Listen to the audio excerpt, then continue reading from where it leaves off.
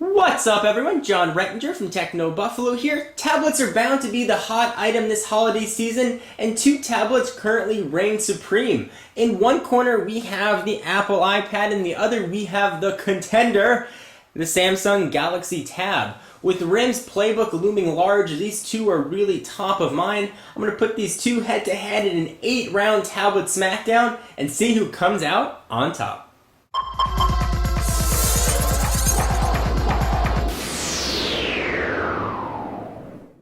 These types of comparisons are bound to enrage fans on either side. I think the comments will be fun to watch. The 8 rounds are going to break down into display, operating system, wireless, storage, camera, browser performance, and battery life. We will declare a winner. There are obviously a myriad of other topics we could choose from.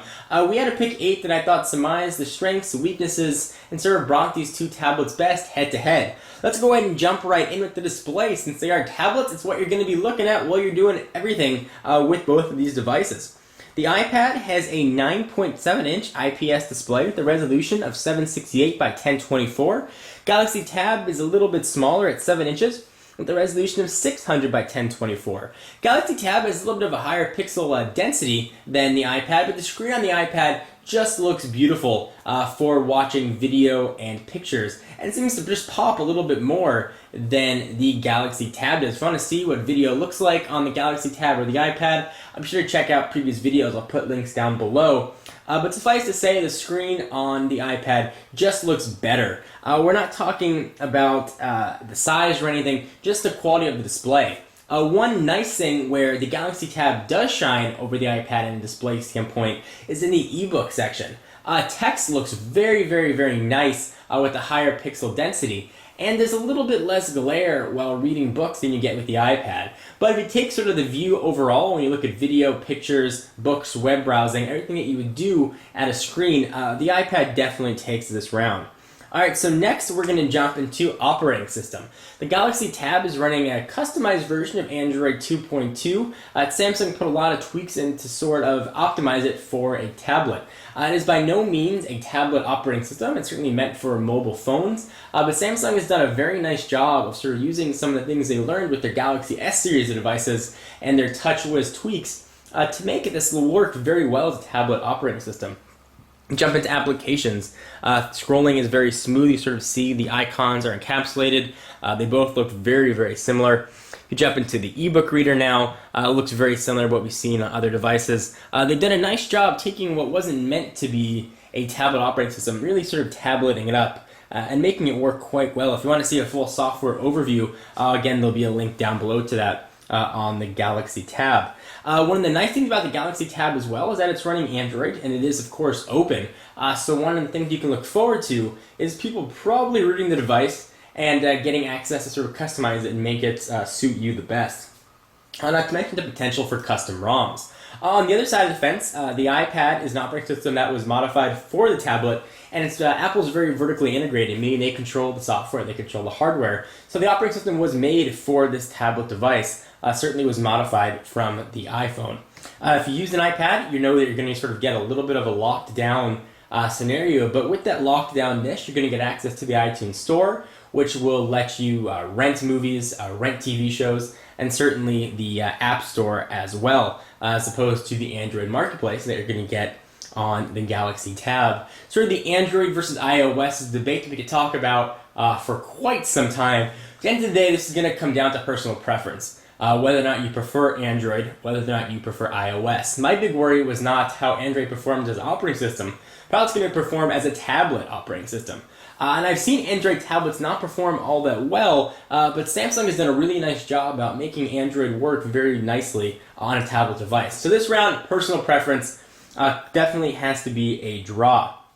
Next, let's talk about wireless. These things don't have Ethernet ports, so they got to rely on wireless signals to get all their network information. The iPad, of course, comes with Wi-Fi, and you can get a AT&T 3G version. The Galaxy Tab, of course, is Wi-Fi as well, but will be available on every carrier in the US and a myriad of carriers abroad as well, so you can pick the best network service for you. And you can choose pay-as-you-go plans for each of the carriers, so you're not limited to just one. You can choose whether or not you want to even access that wireless information. So because you can pick your carrier, you're not limited to one. If you don't get good AT&T service, you can go with Verizon, you can go with Sprint or T-Mobile, depending on where you're going to be. They're all going to offer a flavor of the Galaxy Tab. So that definitely gives the Galaxy Tab a very nice edge in the wireless department. And this is a category that's really important to some people. If you're not near Wi-Fi and you want to have a signal and sort of use this as a media device or use it for a business device, you need to have a signal wherever you are, and being able to pick the network of your choice really is a nice boon for the Galaxy Tab. So next, let's talk about storage. You got to store some things on these devices. The iPad, you're going to be able to get 16 or 32 gigabyte configurations. And at this point, let me jump in and say I'm not mentioning price on purpose. These videos sort of are viewed over a long period of time, and pricing on these devices change expectedly pretty regularly, specifically the Galaxy Tab. Apple's prices are pretty solid, starting at $499. The Galaxy Tab, the prices are bound to fluctuate from carrier to carrier and from region to region.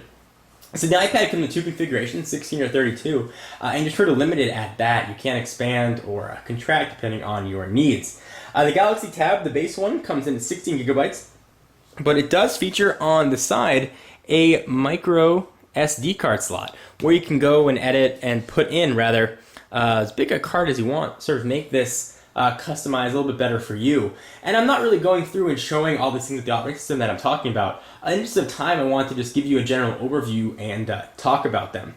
So because the Galaxy Tab lets you pick as much storage as you want, if 32 is not enough, you can certainly keep going up. You can add a 32 gigabyte card and tack that onto your 16 gig of internal storage. You have, again, a bit more flexibility with the Galaxy Tab, which probably ties into the openness of Android. So from a storage standpoint, the Galaxy Tab is also going to take this round. And I would be remiss to not talk about cameras when dealing with two tablets. And that's one area really where the Galaxy Tab is definitely a winner. Just the fact that it has a camera. And it does actually have two cameras. It's got a 1.3 megapixel sensor on the top, and it's got a 3 megapixel camera with autofocus and flash on the back. The iPad clearly is without any sort of camera, and that's important to a lot of people. I thought it was one of the big determining factors, and that really separated differences between these two. So if you're noticing a trend here, the Galaxy Tab is also going to take this round. So I've done a lot of overviews on the browsers and sort of what each of them look like, and sort of the nuances of each. I will say that Android browser is Android browser you've seen on really every other Android phone, and the iOS browser and mobile Safari is really what you've seen on the iPhone and the iPad many times before. Main difference here, this has been tweaked a little bit for the tabletness, I would say. You get a little more graphical niceness, I would say, but you also get full Flash 10.1 support, which may not be important to you, or it may be essential to you. Again, it gives you the option to whether or not you want to have Flash support, whether or not you want it to be there. If it's essential, then you're going to have that choice. If you don't need it and you want to save battery, you can go ahead and turn that off. And I've sort of done these head-to-head comparisons with browsers, with Android and iOS devices quite a bit, and the Flash support that Android gives almost always gives it an edge. So if you're looking for a really solid browser with nice pinch to zoom, this is going to be a great way to go. Here we've got Google loaded up. Galaxy Tab is once again going to take the browser round.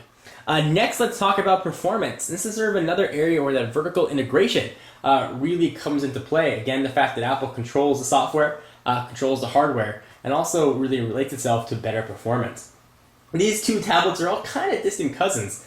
Apple's A4 chip and Samsung's Hummingbird both clocked at 1 gigahertz and really sort of share a lot of similar architecture. However, the performance on the iPad is a bit snappier, despite sort of the same clock speed. So when you sort of come down to multitasking, which sort of the iPad does iffy with iOS 4.2, sort of just using general things like iBooks and other devices, it's just a little bit faster. Viewing video, it loaded a little bit quicker. Video looked a little bit smoother. The iPad is just noticeably a little bit quicker. It's something that you have to really use both devices to really get a sense of the nuances. But suffice it to say, the iPad is definitely going to take this round. All right, next let's talk about battery. You're probably going to want to use these things for a little while. The iPad is sort of a very easy category to judge. The iPad's a bit larger. It's got a bigger battery, clocking in about 10 hours of usage, whereas the 7-inch Galaxy Tab has a 7-hour battery life. So that's sort of how those are going to break down.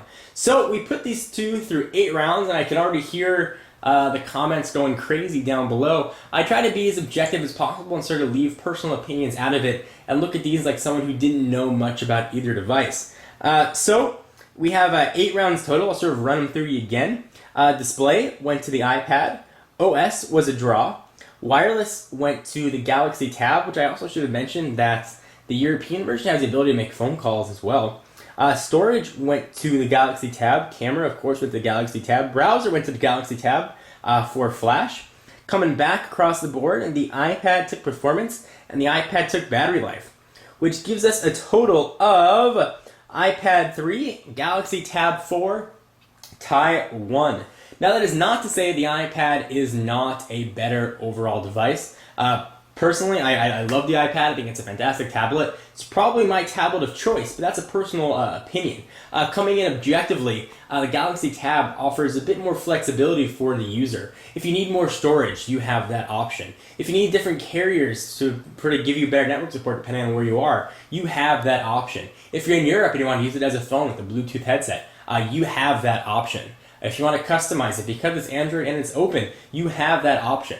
You have a lot of options with the Galaxy Tab that you don't have with the iPad. If you're willing to live within Apple's limitations, which like a lot of people obviously are, you're going to get a fantastic tablet in the iPad. This is not to say that the iPad is a bad buy or a bad value. It's just very different than the Galaxy Tab. Hope this guy's helped and hope this sort of shed some light on which device may be better for you. I am John Rettinger from TechnoBuffalo, and I'll see you in the next video. Bye-bye.